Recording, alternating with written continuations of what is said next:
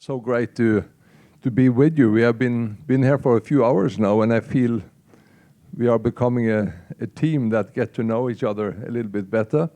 Great to speak with many of you during the breaks, and I also met some of you yesterday. In year 2000, it was my turn to realize that I've been around the sun 60 times. And I look forward to really meeting many of those people who have shaped and changed and supported my life. And then, of course, COVID happened, and it was not possible. So I got this idea that why don't I just send an email to my friends? And one of the things that has made my life very, very interesting, but also a little bit hard, is I've done a lot of work for many, many years in India. I spent 12 years of my life working on Nord Stream 1 and 2. I have spent a lot of time in Russia. I've spent a lot of time in this country, and it's always a tremendous pleasure to be back here. So I sent out this email and said, well, why don't you just write a small story about your hope for the future? And some of them wrote very nice things to me. And I put together a book, and it was so extremely well received, and people really took to that. And to talk about hope was something that people were interested in. So 2 years ago, I sold all of my businesses, and I had some time on my hands. And I was traveling around the world, meeting privately with people I worked with for many, many years in many different cultures. And I realized that many felt that, I met with people at BlackRock, and Larry Fink wrote in his letter, not the most recent one, but last time, that 4 out of 10 Americans between the age of 20 and 30 see no reason to wake up in the morning. That's a tremendous number, no? And then I also spent some time looking at basic economics, and I learned that 3.5 billion people live on less than $6.50 a day. That can't be easy. And then I thought more about this business of hope. And I remember when I took my children to school, or picked them up when we lived in London. And I would always try to be home on a Thursday, or for sure on a Friday, so I could at least pick them up one day myself. And I would come there, and I asked one of our boys, I said, so what have you been up to today? Well, I've just been waiting for you to pick me up. That was his answer. And the other guy would say, suddenly, and I look at you, Matt, and you will taking now your young family to Copenhagen, and I'm sure you will have many of these experiences. Suddenly, one of the brothers came to me and jumped in the car and said that, today I've got a friend. And he didn't speak English at that time. This was very early on. He was 5, 6 years old. And I said, how incredible, that's wonderful, Christopher. How did that happen? Well, my friend, his name is Jake from Holland, the Netherlands. I was sitting next to him in recess. What this story tells you is that he was hoping to get a friend or to meet people as a young kid going to school where he didn't speak the language. Well, I can get on and on with this and talk about hope and the context for the whole thing. But basically what I started a year and a half ago, 2 years ago, I've invited 64, or we have ended up with 64 exceptional people, and I've asked them to talk about their hope for the future. And we talk about in this book, which will come out in a month's time, the beginning of hope, investing in hope. For example, Ajay Banga, the president of the World Bank, who used to be my top client in in my previous business, I asked him also to contribute to the book, and he did. There was also something very interesting in my discussions with him. He says, I say, Ajay, I know I've sold all my businesses. I'm basically a free man. And my wife has convinced me to go on a cruise ship for 17 days. And that was a living hell for me. So I have to do something else. What would you like me to do? And he said, well, one of the big problems we have today is that we try to solve very big problems with a short-term perspective. That just doesn't work. Anyway, so I started to think about that, and we talked about that earlier today as well. So that's why this whole idea with this book is an inspiration for 7 generations. So it's a long-term view I've asked these people to do. We also talk about how you build a culture of hope. We talk about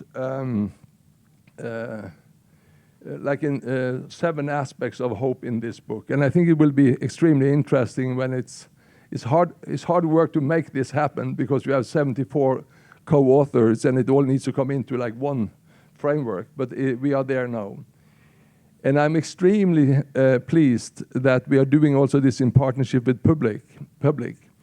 And my great friend Sergio de Cordova, I prepared a few questions for him yesterday that I was supposed to ask him now, and he just came in and he refuses to answer those questions. So how this will go, I have no idea. But Sergio, please come on stage. I will have some new questions for you. But yeah, hey, Sergio. Yes. So Sergio, how are you doing? How are you? Yeah, I'm fine. There we go. So one of the questions I'm sure that many of you have achieved, and it was great to listen to your reflection from the UN and how you work there.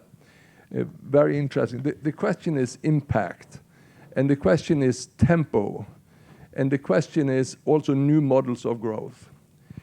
But you see, one of the things I find so extremely encouraging with PVBLIC is how you are able to build participation and engagement.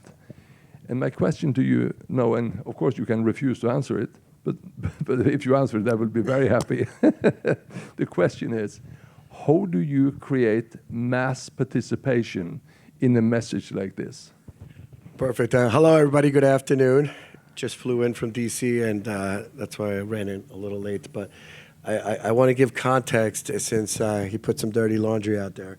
The context is key. And the questions were geared for me to talk about myself. And I said, I won't do that. I said, we're here to talk about hope. We're here to talk about the book. I did not come here to grandstand or present anything about me.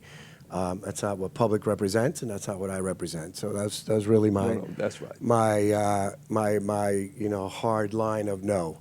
But the work, and thank you, Osvald, for that, because to me, what was really exciting about this book and hope for the life on our planet and the work that we do, as we're continuing to transform and nature continues to be abused by technologies and the evolution of technologies and the need for more energy, the need for more of this, the more of X, Y, and Z, to us, we need to sort of counterbalance, right? One of the things that, where we've, PVBLIC does is we act as fiduciaries, we help manage programs, we help bring multilateral, visions together, and, how we scale is we look at the future of technologies. And what I believe is that the future technologies can actually help save our planet, right? People say, people talk about, oh my God, we need to save ourselves. No, we need to save the planet. The planet will save us. And, when you start to look at, and all of our friends here from small islands, it's, they are, the defenders of Mother Earth. And most of literally, if you look at a map, we're all centralized in just little land masses, and then there's the rest of the planet. And it is a living, breathing thing.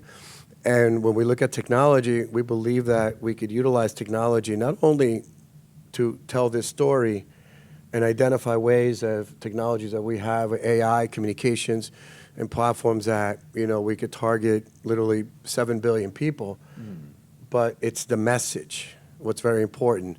it's the narrative, right? Hope for life. And again, what I really loved when you presented this, I said, you know, I'd love to put all of our resources to work and all of our platforms to work because it aligns with our narrative. It aligns with what we're doing. You know, we're helping support a new development bank that's focused on protecting Mother Nature. Fantastic. Right? Everyone's trying to figure out, okay, we're going to put more data centers. We're going to destroy more land.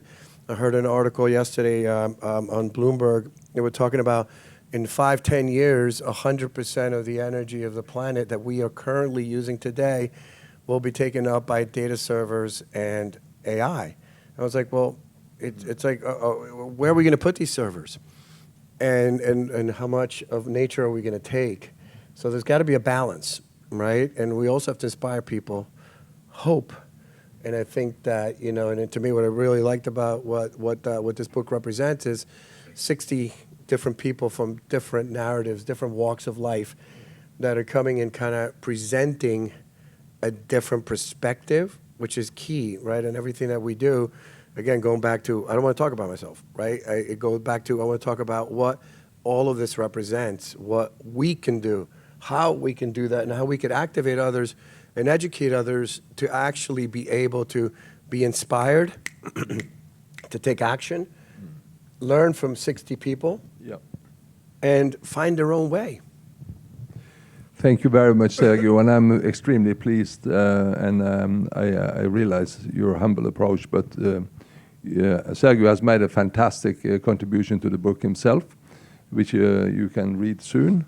And maybe a further reflection on this is that you see, if you look at Viktor Frankl's research from the dark times in the past, those who were hopeful had a higher probability for survival. When we as leaders walk into a room and we are able to ignite an inspired idea and bring hope into the room, it aligns people, hope accelerates change. It is really of course, a known management tool. It has always been like this, but it could help us as we are up against time constraints. How can we bring this direction to a large number of people? Sergio, I have one other question for you, and you have this very broad. I've seen that you have published quite a bit around the Holy Father Pope Francis passing. He has actually also given a contribution to the book, and my question is.